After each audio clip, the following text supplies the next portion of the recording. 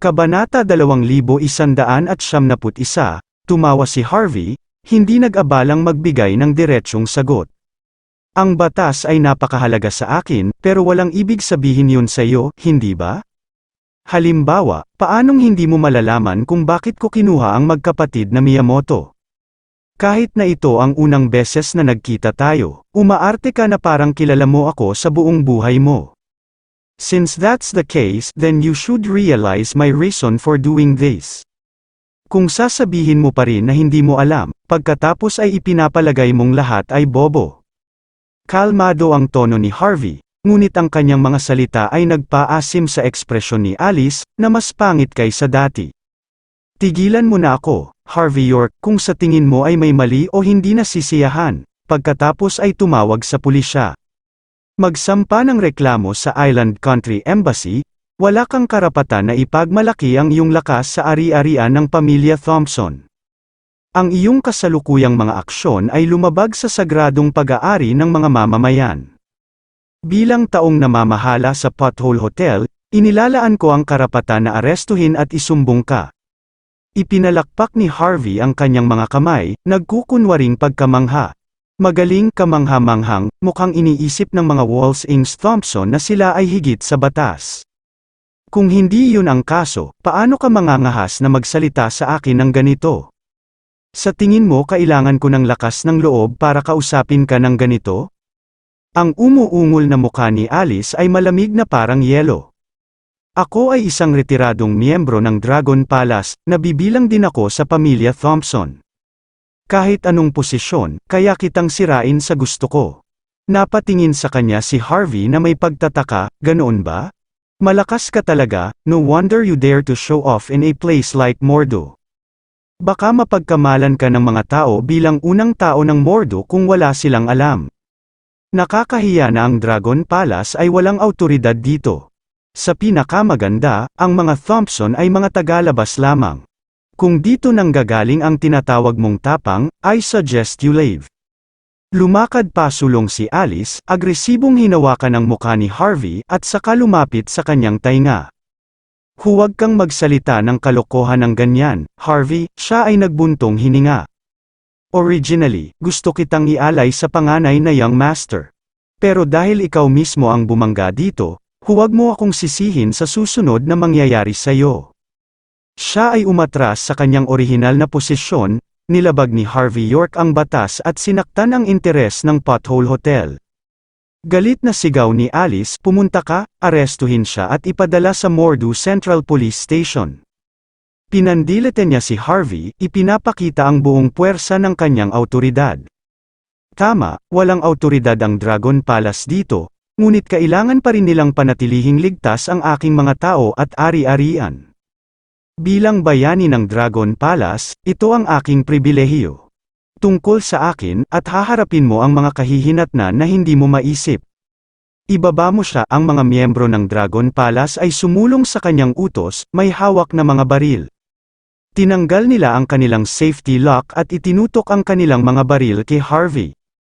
Para silang mga robot na walang emosyon na ginagawa ang kanilang trabaho nang hindi isinasaalang-alang ang tama o mali. Ang mga bisita ay nanood ng may kasiyahan, naaaliw. Ang buhay na manugang na ito ay tapos na, yun ay normal lang. Ang ginang na ito ay nararapat sa gayong pagpapakitang gilas, sino ang nararapat kung hindi siya? Ngumiti ng nakakiloko si Cheryl, mukha kasing mabangis si Harvey kanina. Pero, siya ay tuluyang nawasak ni Alice, lahat ay nakatingin ng malapit kay Harvey, naghihintay kung paano siya magtatapos. Si Harvey naman ay casual na inilabas ang kanyang cellphone at nag-dial ng numero. Walang makakapigil sa akin na kunin ang magkapatid na Miyamoto, hindi si Cheryl, at hindi rin ikaw, Alice. Nakangiting nanunuya si Alice kay Harvey, kung gayon subukan mong pigilan kami. Gusto kong makita kung sino sa Mordo ang maglakas loob na labanan kami sa Dragon Palace. Tumawa si Harvey, natuwa, how vicious, gusto ko yan, pero sana mapanatili mo yan pagkaraan ng ilang sandali. Kung mawawalan ka ng lakas ng loob at luluhod ka, ang buong pamilya mo ay isang grupo ng duwag na bastard. Ha, pinipilit pa bang magpakitang gilas? Dumura si Alice, nag-aapoy ang kanyang mga mata sa pagkasuklim. Dahil napakaganda mo, bibigyan kita ng pagkakataong tumawag. Iminwestre ni Alice ang mga miyembro ng Dragon Palace, sinenyasan silang huminto na. Gusto kong makita kung sino ang nasa likod mo, Harvey York. Ngumiti si Harvey, hindi na abala sa kanyang mga panunuya. Kung ganoon, okay, sa tingin ko, dapat kong pasalamatan ang iyong pamilya. Nakangiti pa rin, nag-dial siya ng numero. Kumusta, Senior Horan? Natatakot ako na kailangan kong ipaubaya sa iyo ang paglilinis ng kalat sa pagkakataong ito. Sa isang iglap, 6 na Tigress sedan ang dumating sa loob ng 300 talampakan mula sa Pothole Hotel. Nais ng bantay ng pamilya Thompson na ihinto ang mga sasakyan. Nang makita nila ang plaka ay naningkit ang kanilang mga mata sa takot. Ang ilan sa kanila ay sinampal pa ang kanilang sarili sa mukha at nagkunwaring nahimatay sa lupa, kunwari ay wala silang nakita. Bumaba sa sasakyan ang ilang mabangis na lalaki na nakasuot ng itim na suit. Isang matandang lalaki na nakasuot ng eleganteng tradisyonal na kasuotan ang sumunod sa kanila habang dinadala siya sa hall ng hotel. Nais ng mga miyembro ng Dragon Palace na pigilan ang mga bagong dating na ito. Ngunit ang kanilang mga lakas ng loob ay lumiit sa takot matapos makita ang mga badge sa dibdib ng mga taong ito. Dragon Cell, kabilang sa mga pundasyon ng bansa H, ang Dragon Palace ang namamahala sa mga pansamantalang panlabas na usapin na katuon ang Dragon Cell sa mga internal affairs. Sa madaling salita, ang Dragon Cell ang tunay na Panginoon sa loob ng mga hangganan ng H country. Sila ang may mataas na awtoridad. Ang lalaking namumuno sa grupo ay walang iba kundi ang Dragon Cell Master, si Peyton Horan. Blonde ang mukha niya, walang ekspresyon. Nang makita niya ang 100 baril na nakatutok sa ulo ni Harvey, ang kanyang mga labi ay bumaon sa isang hindi pagsang-ayon na pagsimangot at ang kanyang mga mata ay nanlamig.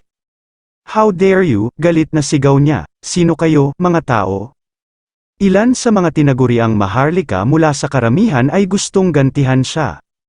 Nang makitang ang taong gusto nilang kalabanin ay ang sikat na Peyton Horan, napa-atras silang lahat sa gulat na may mga buntot sa pagitan ng kanilang mga binti. Sumulong si Peyton, ganap na hindi pinapansin ang putik na ito. Ang kanyang kilos ay kalmado at nakolekta, at nagdadala siya ng aura ng determinasyon. Sa sandaling siya ay humakbang pasulong, 12 ng mga tao ang nagbigay daan para sa kanya nang walang sabi-sabi. Maging ang mabangis at mapusok na sina Alice at Cheryl ay nakilala agad siya. Si Cheryl, nagmamadaling lumapit, isang nakakapangiwi ng ngiti sa kanyang magandang mukha. Ginoo, Horan, ano ang nagdala sa iyo dito ngayon? Ang maliit na hotel na ito ay talagang nabuhayan ng iyong presensya. Magandang gabi, Lolo Horan, sabi ni Alice na pilit na ngumiti. Hindi siya sigurado kung nagkataon lang ang hitsura ni Peyton o vice versa. Gayunpaman, sapat na ang presensya niya rito para hindi makomportable ang kanyang mga mata. Gayunpaman, ganap na hindi pinansin ni Peyton ang kanilang mga pagbati at itinuring silang parang hangin. Hindi mahalaga kung sila ay kasama sa nangungunang 10 pamilya. Sa halip, dahan-dahan siyang naglakad patungo kay Harvey, sampal, agad na pinalipad ang isang miyembro ng Dragon Palace na nakatayo malapit sa kanya. Ang ibang mga Dragon Palace ay mukhang nataranta. Inilipat nila ang kanilang mga armas. Malapit nang itutok ang kanilang mga dulo ng baril kay Peyton. Tumigil kayo. Huwag maging walang ingat, utos ni Alice. Lumala ang ekspresyon ng mukha niya. Ang buong pulutong ay napatingin sa eksenang nasa harapan nila na kumibat ang mga mata. Ang biglaang pagdating ni Peyton ay lampas sa kanilang pinakamaligaw na pangarap. Iyon, at sinampal niya ang isang miyembro ng Dragon Palace. Ito ay malinaw, tumayo siya kasama si Harvey, ilan sa mga mayamang babae mula sa karamihan na mukhang nasisiyahan na kanina ay pakiramdam na nanonuyo ang kanilang mga bibig. Gusto nilang magsalita, ngunit sa huli, hindi sila makapagsalita ng kahit isang salita. Nilingon ni Peyton si Harvey na may matamis na ngiti. Ayos ka lang ba, Mr. York? Binalik ni Harvey ang ngiti ni Peyton. Okay lang ako, syempre, salamat sa pagpunta, Horan Sr. Pagkatapos ay sinulyapan ni Peyton ang mga miyembro ng Dragon Palace at mahinahong sinabi, sa iyong mga kakayahan, Hindi kayang tiisin ng mga ulol na ito ang iyong lakas. Bakit mo ako pinapunta dito? Si Alice at ang buong Dragon Palace ay mukhang nataranta at natakot. Napangiti ng mahina si Harvey, dahil nasa bansa H tayo at may gustong makipaglaro sa akin bilang abuga siya, natural na susunod ako. Halimbawa, kung hindi ako nagkakamali, Dragon Cell ang namamahala sa lahat ng mga gawain sa bansa H, tama ba? Kung ang Dragon Palace ay umalis sa linya, paano sila dapat parusahan? Tumango si Peyton, naiintindihan ko, kumaway ng kamay si Peyton, at humakbang pasulong ang kanyang mga tauhan. Agad nilang itinutok ang kanilang mga baril sa Dragon Palace. Pinag-krus niya ang kanyang mga braso, ang kanyang mukha ay kalmado gaya ng ibabaw ng isang hindi nababagabag na lawa. Mas mabuti kung hindi na kayo lumaban, ayon sa batas, nakagawa ka ng isang pagkakasala sa pamamagitan ng pagdadala ng mga baril sa bansa bilang miyembro ng Dragon Palace. Siyempre, ang labag sa batas na nagpapatupad ng batas ay isa ring krimen. Walang sino man sa inyo ang tututol kung ibabalik ko kayo sa bulwagan ng pagpapatupad ng batas ng Dragon Palace ngayon, tama ba? Ang mga miyembro ng Dragon Palace ay mukhang kahindik-hindik, ang kanilang mga mukha ay nabaluktot sa mga pangit na ekspresyon. Sa huli, nagngangalit sila at sumuko sa pakikipaglaban. Bago ang Dragon Cell at si Peyton Horan mismo, alam nilang wala silang kapangyarihan. Ang mood ni Alice ay patuloy na nagbabago, lumalala bawat segundo. Lolo Horan, hindi ko alam kung anong klaseng relasyon mayroon kayo ni Harvey, pero... Napasigaw si Alice, nagngangalit ang kanyang mga ngipin. Nasugatan niya ang isang tao at sinubukang kidnapin ang ilang tao sa pagbubukas ng seremonya ng Pothole Hotel. Ang mga taong katulad niya ay dapat parusahan ng batas. Kung patuloy mo siyang ipagtatanggol, wala akong magagawa kundi magreklamo sa bulwagan ng pagpapatupad ng batas ng Dragon Cell. Samantala ang Dragon Palace ay hindi maglalakas loob na lumaban kay Peyton, hindi ito tulad ng takot sila sa Dragon Cell. Bukod dito, kabilang si Alice sa pamilya Thompson, kung siya ay sumuko, ang reputasyon ng pamilya Thompson ay makaladkad sa putikan. Mawawalan siya ng lahat ng pagkakataong manatili sa itaas na mga social circle sa hinaharap. Anuman ang gastos, kailangan niyang tiyakin na si Harvey ay mamatay noon at doon. Lolo Horan, ikaw ang pinakamahusay na taong nakilala ko. Dapat mong malaman na si Harvey ay lumabag sa batas at dapat siyang arestuhin kaagad. Idinagdag ni Cheryl, na sumusuporta sa paghahabol ni Alice. Sa sumunod na sandali, humigit kumulang 100 bisita ang lahat ay tumayo at ininsulto rin si Harvey, na para bang nanembalik ang kanilang dating lakas ng loob. Tulad ni Alice, alam nilang hindi na nila maipapakita ang kanilang mga mukha sa publiko kung hahayaan nilang sirain ni Harvey ang kanilang kredibilidad. Nakahinga ng maluwag si Alice, Lolo Horan, ikaw ang master ng Dragon Cell. Paano mo masusuklian ang batas para sa isang tao lang? Kung gusto mong dalhin ako at ang Dragon Palace ngayon, wala akong tutol. Pero kailangan nating sundin ang tamang procedures. Kailangan nating tawagan ang Mordu Central Police Station para pumunta rito at bigyan ng hustisya ang mga Thompson. Tama yan, malamig na bulalas ni Cheryl, si Harvey ang nakasakit sa mga Thompson. Dahil lang sa walang resulta, hindi ito nangangahulugan na hindi siya dapat parusahan. Ang aming pamilya ay hindi isang madaling target para sa iyong pananakot, sinaktan pa ako ng brat na ito, kahit na mamag-aita ng hari, kailangan pa rin niyang managot. Ang bansa H ay isang lehitimong bansa. Walang sino man ang dapat pahintulutang kumilos ng walang ingat. Ang mga salita ni na Alice at Cheryl ay ikinagalit ng mga mapagmataas na tao. Ngayon, gumagawa sila ng hindi makatwirang mga kahilingan. Kahit na lalong nagiging marahas ang mga tao, nanatiling kalmado si Peyton. Gusto kong magbigay ng respeto man lang sa lahat para wala sa inyo ang mapahiya. But since you insist on law and justice so much, so be it. Lalaruin ko ang laro mo. 6 na buwan na ang nakalipas. Inutusan ni Sakura Miyamoto ng Shindanwei ng Island Country ang Onyoji, si Griffin Young, na sumpain ang ancestral hall ng aking pamilya. Sinubukan din niyang patayin ang apo kong si Talia.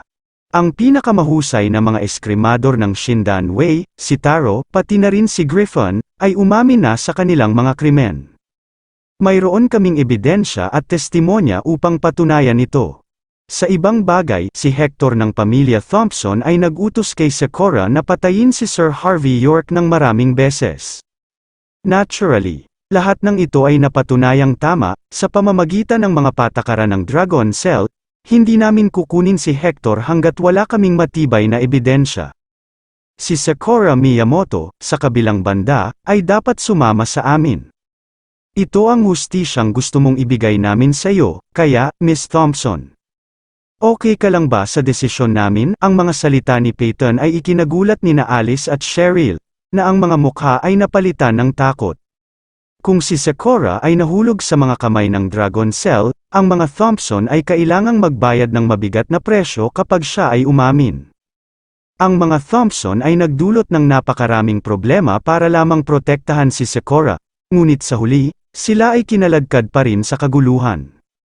Sa pagharap sa katotohanang ito, pilit nang ngumiti si Alice, na mayabang na humingi ng hustisya. Lolo Horan, masyado yata akong maraming nasabi kanina.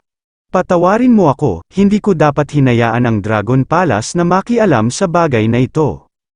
Pakiusap, hayaan ni Sir York na kunin ang magkapatid na Miyamoto.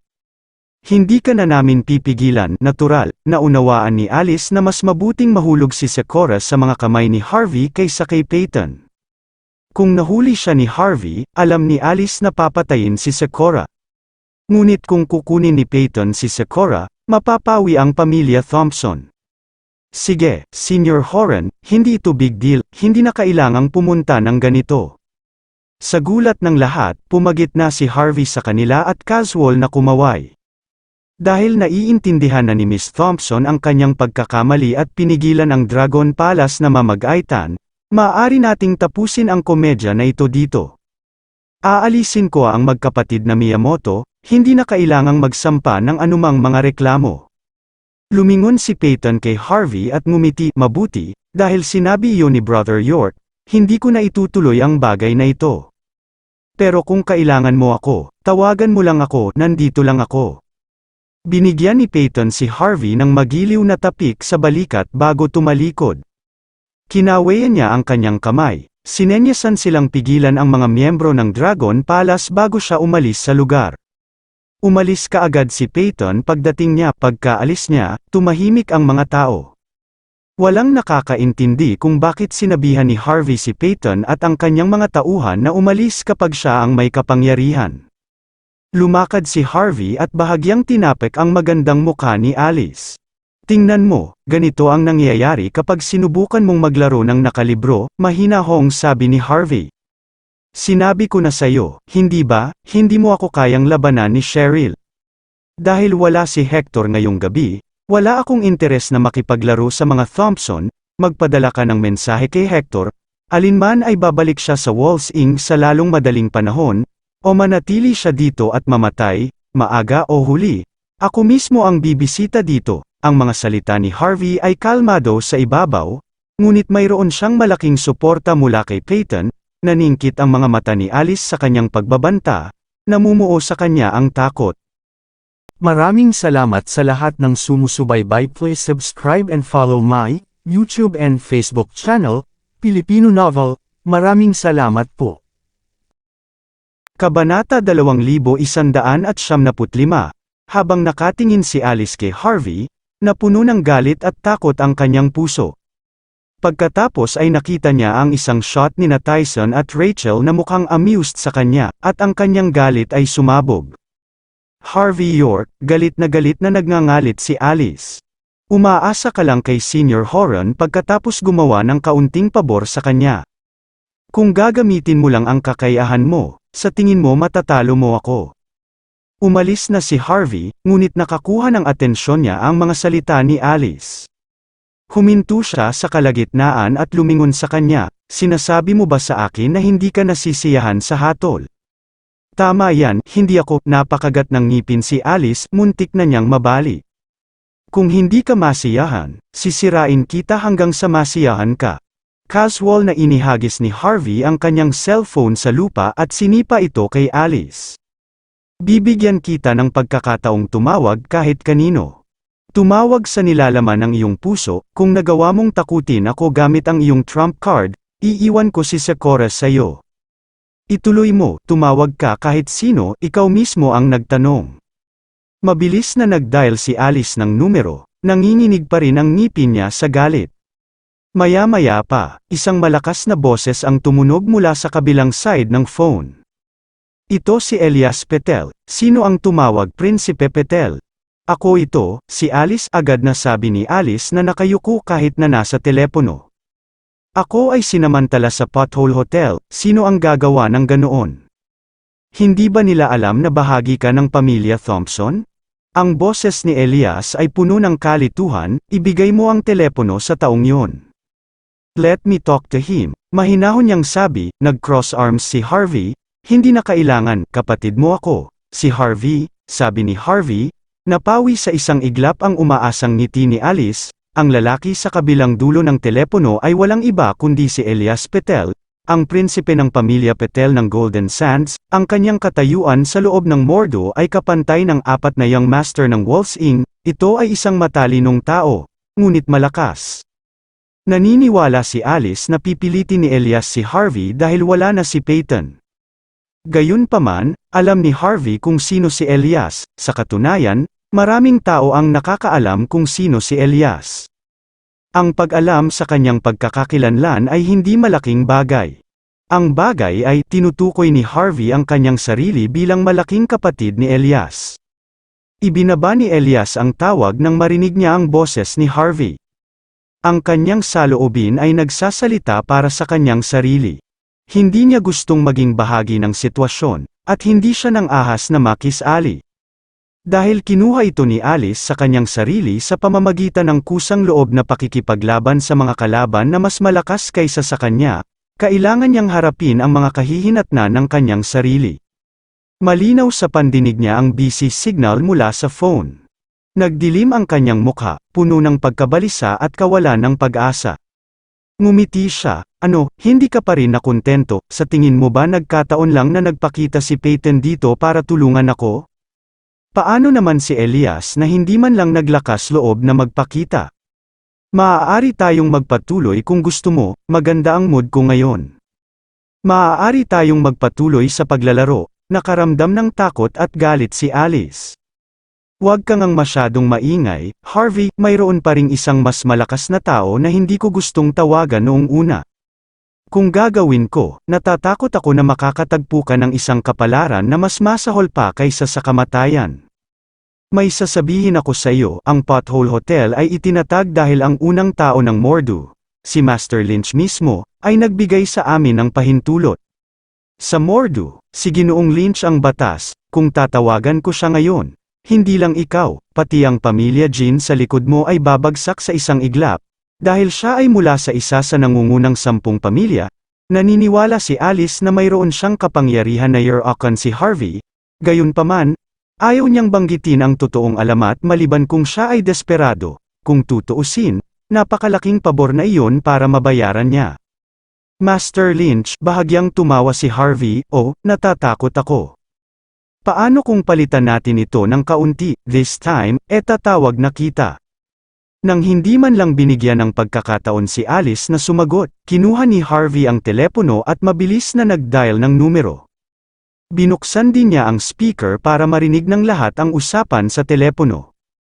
Ang masayang tono ni Master Lynch ay tumunog mula sa kabilang panig. Brother York, bakit mo ako tinatawag sa oras na ito? May meeting pa ako sa Waltz Inc. Kung may kailangan ka sa akin, hilingin lang kay Yona na gawin ito sa aking lugar. Kuya, sa sandaling ito, ang ekspresyon ni Alice ay mukhang pinakamasama. Hindi gaano, Mr. Lynch, may itatanong lang sana ako sayo. Plano ng babaeng nagngangalang Alice Thompson na sirain mo ako. Tutulungan mo ba siya? Wawasakin ka, Alice? Bahagyang natigilan si Benjamin sa narinig at nagulat. Brother York, isa lang siyang collateral sa pamilya Thompson. Sino ang nagbigay sa kanya ng pahintulot na sabihin ang ganoong bagay? Higit pa rito, alam niya ang mga kahihinatnan ng paggamit ng aking pangalan laban sa'yo. Oh, naiintindihan ko na ngayon, it wouldn't be exaggeration kung gagawa ako ng katangahang ganyan. Luluhod at humingi ng tawad, di ba? Nakangiting tanong ni Harvey, hindi niya kailangang lumuhod. Ngunit ang pamilya Thompson ay hindi magkakaroon ng pagkakataong mabuhay sa Mordo sa hinaharap. Sa isang simpleng pangungusap lamang mula kay Benjamin, nabaklad na ang kapalaran ni Alice. Kalmadong ibinaba ni Harvey ang telepono, saka pabirong itinuro ang bakanteng espasyo sa harapan niya. Nakakatakot ang mukha ni Alice, maya-maya, biglang tumunog ang phone niya. Ang pangalan ng Thompson ay makikita sa screen, kinuha ni Alice ang telepono, nanginginig ang kanyang katawan ng walang tigil. Hindi pa lumipas ang 1 minuto, binaba na niya ang tawag. Sa pamamagitan ng nagngangalit na mga ngipin, ibinagsak niya ang kanyang mga tuhod sa lupa. Paumanhin, Mr. York, ako ay tanga, gayunpaman, malamig na tanong ni Harvey, ganun na ba ako kamayabang sa'yo? Nakagat ni Alice ang labi, nanginginig sa takot, paumanhin, Mr. York. Ikaw na mismo ang huhuli sa akin bago mag-file ng report? Patuloy sa pagsasalita si Harvey, hindi pinansin ang paghingi niya ng tawad. Napipilit lang kita dahil sa ginawa kong pabor kay Peyton? Ang bansa H ang nararapat na lugar, sabi mo, ginagawa ko lahat ng gusto ko?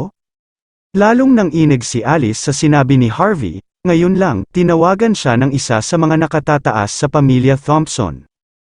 Wala silang pakialam sa ginawa ni Alice, ngunit isa lang ang hiling nila, humingi ng tawad kay Harvey. Kung hindi, maghahabla ang mga Lynch at ang mga Horan para sa pagbibigay katwiran para sa kanilang mga aksyon. Kung hindi makukuha ni Alice ang kapatawaran ni Harvey, ang isang collateral na kamag-anak na tulad niya ay patay na bago pa man siya kumurap. Walang pag-aalinlangan, ilang beses na sinampal ni Alice ang sarili bago makapagsalita si Harvey. Ang kanyang pagmamalaki bilang miyembro ng nangungunang 10 pamilya, at ang kanyang dignidad bilang isang retiradong miyembro ng Dragon Palace, ang kanyang pambihirang katwiran at kaabangan. Lahat ay naglaho, puno ng kalungkutan ang kanyang puso, ngunit alam niyang kailangan niyang lumuhod. Kung hindi nasiyahan si Harvey at tinawagan si Peyton o Benjamin, tapos na siya. Maging si Cheryl ay nanginginig na rin, hindi niya inaasahan na magiging ganito kalakas si Harvey kahit wala si Peyton. Nais siyang wasakin ni Alice ng lubusan, ngunit sa halip ay naging impyerno ang kanyang buhay. Si Alice, na isa sa nangungunang 10 pamilya na gustong yakapin ng maraming tao, ngayon ay lumuhad sa harap ni Harvey na parang aso habang humihingi ng tawad. Pinagulong ni Harvey si Alice sa lupa gamit ang isang sipa. Pinagsalikop niya ang kanyang mga kamay at saka lumingon sa mga taong nakapaligid sa kanya. Walang mag-iisip kung dalhin ko ang 2 taga-isla na ito, tama ba? Natahimik ang karamihan, walang nang ahas na tumalon at makipagtalo ulit kay Harvey. Kung ihahambing nila ang mga numero, si Harvey ay mayroong 12 ng mga tao na nakatayo sa likuran niya. Kung ikukumpara nila ang mga kasanayan, sapat na ang kasanayan ni Harvey hanggang sa puntong tuluyan na niyang napilayan si Master Fatal. Kung ikukumpara sa lakas, nagpakita si Peyton kasama ang kanyang mga tauhan nang tumawag si Harvey. Kung ihahambing nila ang mga antas ng impluwensya, maging si Alice Thompson ay napilitang humingi ng awa. Ligtas na sabihin na sina Alice at Cheryl ay ganap na hindi tugma sa bawat antas, na puno ng kawalan ng pag-asa si Secora. Alam niya na walang pag-asa na umasa sa sinuman mula sa bansa H upang iligtas siya at ang kanyang kapatid na babae. Di Marina Huangpo, naka-install ang barbecue grill sa harap ni Harvey. Umikot ang isang kebab sa ibabaw nito, na nagbibigay ng masarap na aroma habang niluluto. Kinuha ni Harvey ang kebab at kumagat ng malaki at masarap. Gusto mo, Miss Miyamoto? Ito ay isang delicacy sa Country H. Kung ikukumpara sa inyong mga kuripot na inihaw na mushroom mula sa Island Country, ito ay mas maganda. Wala ako sa mood kumain, napagtanto niya na hindi siya kaagad papatayin ni Harvey at ang kanyang kapatid, hinayla ni Secora ang sarili. Huminga siya ng malalim, pangalanan ang iyong presyo, Harvey. Bulalas niya, come on, huwag mo kaming patayin, pangalanan ang anumang presyo na gusto mo. Napangiti si Harvey, engrossed sa kanyang kebab. Hindi ka ba masyadong confident, Miss Miyamoto? Nakalimutan mo na ba na ikaw ay aking bilanggo? Anong karapatan mong kausapin ako na parang pantay lang tayo? Ang Shindanwei Fortress sa Mordo ay nawasak. Si Hector ay napilitang bumalik sa Walls Ing. Walang sino man sa Mordo ang makakatulong sa iyo ngayon. Ikaw ay wala sa ilalim ng mga sitwasyong ito. Ano ang silbi ng pagpapanatili ng buhay mo? Ang tanging dahilan kung bakit kita pinananatiling buhay sa ngayon ay dahil may araw pa sa labas. Kapag dumilim na ang langit, ibibigay kita at ang kapatid mo sa mga isda pagkatapos kong kumain. Nagsalita si Harvey sa mahinahong tono, ngunit ang kanyang mga salita ay nagpakibot sa mga mata ni Sakura sa takot. Masusing nagtrabaho si Sakura para sa Shindanwei at sa Miyamoto Corporation sa Country H sa loob ng maraming taon at nagbayad ng mabigat na halaga para makarating sa kung nasaan siya ngayon. Ngunit biglang nagpakita ang bastard na si Harvey at tuluyang winasak ang lahat ng kanyang pinaghirapan sa isang iglap. Gustong-gusto ni Sakura na sakalin si Harvey hanggang mamatay ngayon. Gayunpaman, alam niya na hindi niya ito mahawakan. Si Harvey naman ay madaling maputol ang kanyang leeg kung gugustuhin niya. Pagkatapos ng lahat, ang mga nahatulan ay walang pagpapahalaga sa sarili. Nais ni Sakura na makabalik sa isla ng buhay, anuman ang halaga. Hanggat siya ay nakalabas na buhay, siya ay ituring bilang isang bayani ng kanyang mga tauhan. Nang hindi nag-iisip ng dalawang beses, pinagpag ni Sakura ang kanyang palda at ipinakita ang kanyang mahaba at balingkinitang mga binti.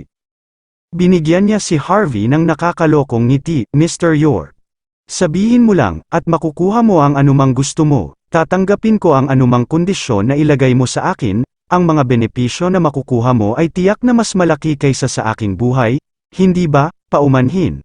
Ngunit hindi ka mapagkakatiwalaan. Malamig na sagot ni Harvey, ang mga taong katulad mo ay isang banta sa akin kung papayagan kitang mabuhay, sa isang iglap, papatayin kita, kung hindi, paano ko masusuklian ang lahat ng nagawa mo ngayon, Miss Miyamoto? Ang mapanuksong ekspresyon sa mukha ni Sakura ay nawala sa isang iglap.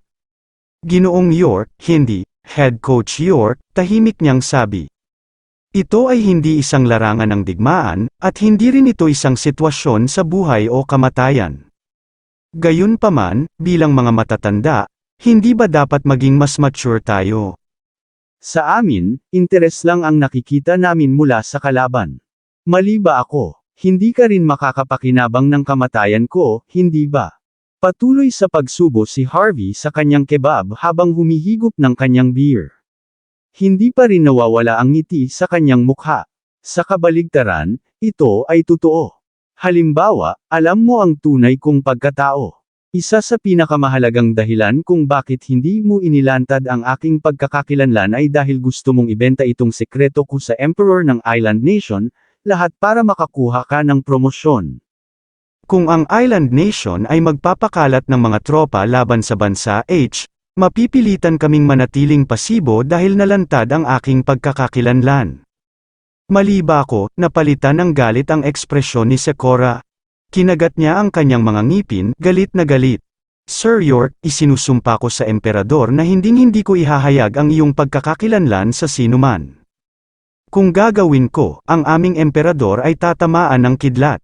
Napangiti tuloy si Harvey, hindi ako naniniwala sa mga panunumpa. Kung ang pagmumura ay gumana sa simula, hindi na kailangan ng mundo ang pulis ngayon, hindi ba? At saka, kayong mga taga-isla lagi kayong nagkakasalungatan. Walang paraan na mapagkakatiwalaan kita. Ano ang dapat kong gawin kung ipagbili mo ako sa sandaling pinakawalan kita? Napalitan ng galit ang tingin ni Sakura, CEO York, may villa ako at maraming luxury cars. May business din ako sa Amerika, ibibigay ko lahat para sayo.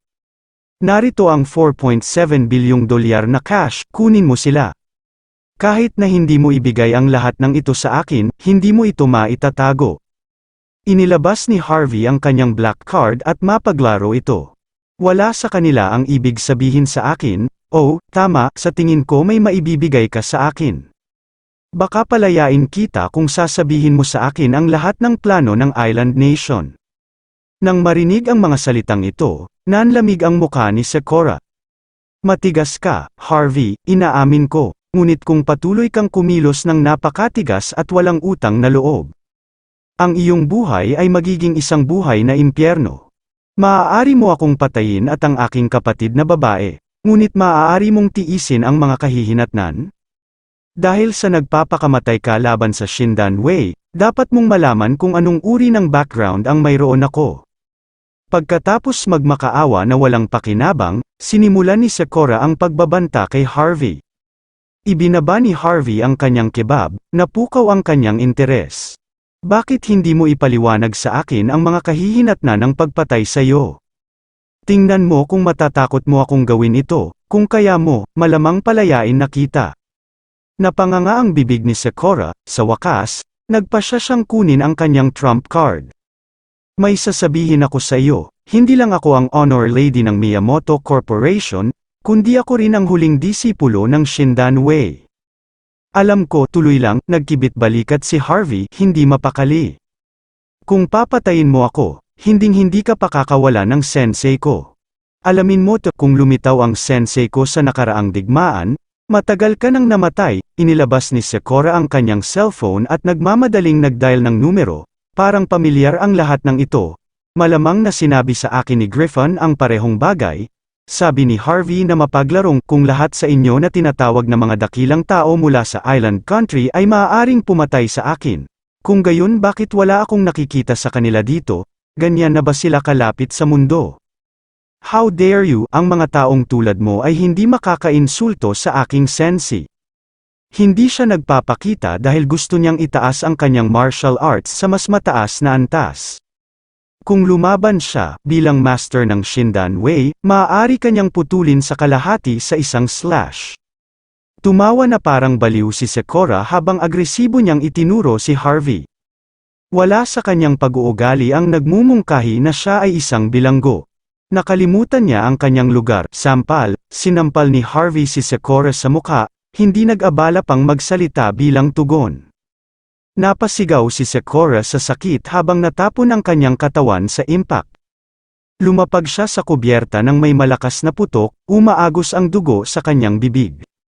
Kakalabanin mo ba ako, Harvey? Hindi ka ba natatakot na hahabulin ka ng sensei ko? Namumula sa galit si Sakura, hindi mo ba alam na wala ka talagang kaparehas sa kanya? Sampal, itinapat muli ni Harvey ang kanyang palad sa mukha ni Sakura. Sakura Miyamoto, lahat ba ng taga-isla ay kasing tanga mo? Mahinahong tanong ni Harvey, mamamatay ka. Ngunit hindi lamang hindi mo ako binigyan ng kapaki-pakinabang na impormasyon upang mailigtas ang iyong balat, ngunit nang ahas ka rin na pukawin ako. So paano kung patayin kita, wala ka man lang silbi na tao? Ikaw ay wala, naniwala ka ba sa sinabi kong hinintay kong magdilim ang langit bago kita patayin? Binabantayan lang kita para makakuha ako ng malaking isda. Naka-poker face si Harvey, hindi nagpakita ng kahit anong emosyon. Siya ay walang pakialam at walang balak na maging madali sa isang babaeng tulad ni Sakura. Bago pa man siya makatayo, pinalipad siya ni Harvey gamit ang isang marahas na sipa at pinahiga siya sa deck na parang patay na aso.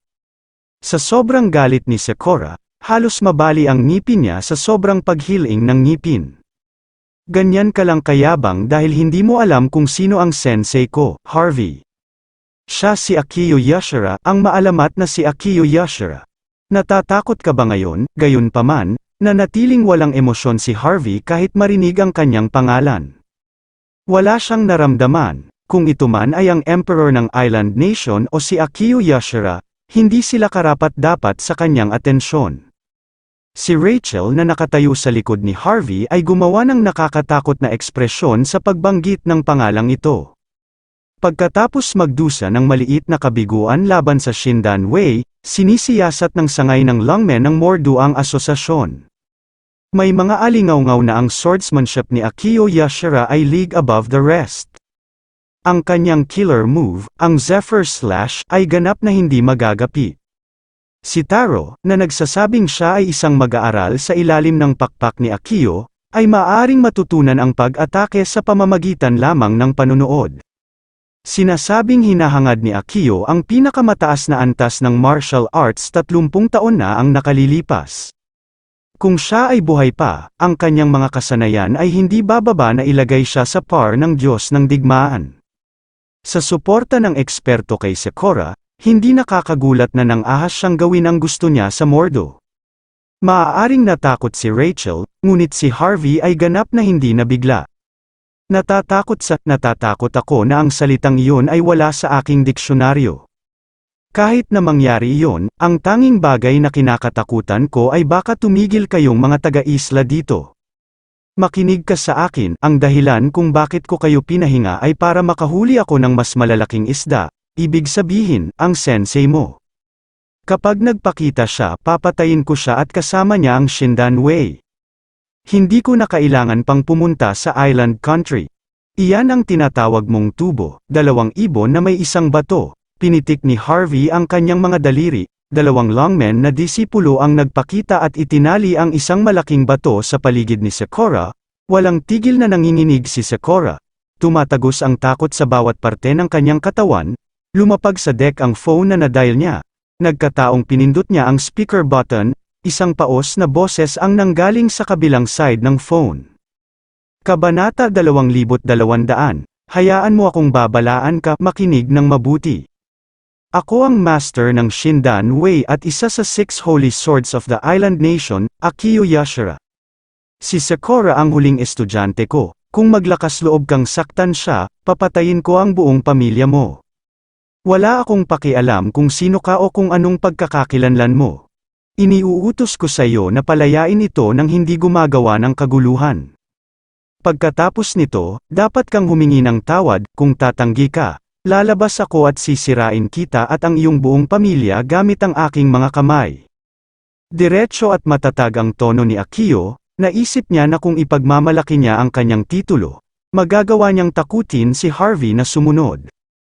Sigurado siyang gagana ulit ito, pero tumawa lang si Harvey bilang sagot. Mabuti kung ganoon, hihintayin kita sa Mordo, pinitik muli ni Harvey ang kanyang mga daliri. Agad na inilagay ng mga estudyante ng longmen si Sakura sa isang maruming sako. Sensei, mag-ingat ka. Ang tunay niyang pagkakakilanlan ay Glock, glock, glock. Hindi na natapos ni Sakura ang kanyang sasabihin. Hinigpitan ng alagad ng longmen ang sako at itinapon ito sa tubig sa ibaba.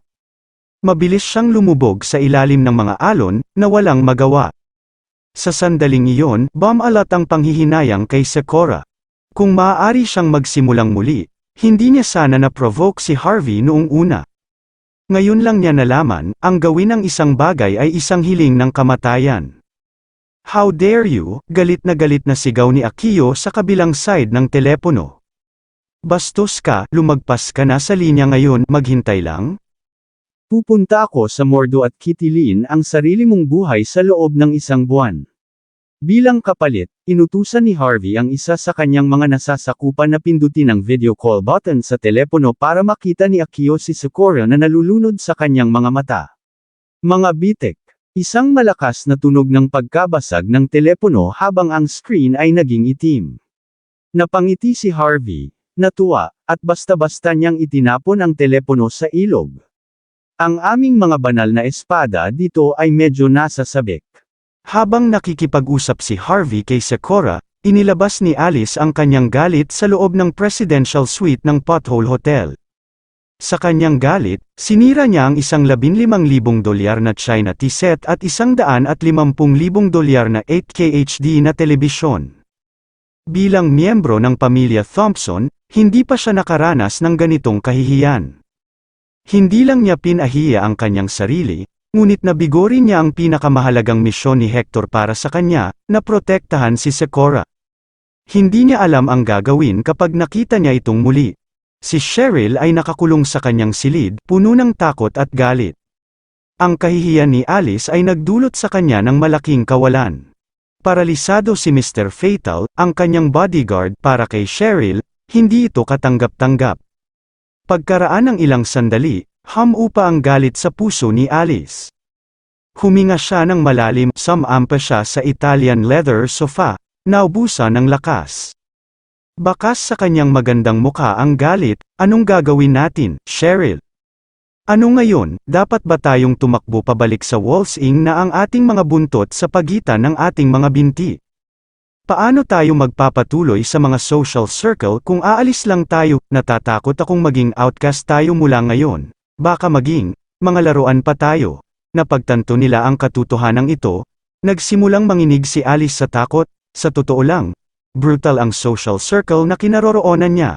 Dalawa lang ang kapalaran ng mga taong itinuturing na marumi. Namamatay sila, o nagiging mga laruan, anuman ang kahihinatnan. Pareho silang haantong sa isang kakilakilabot na wakas.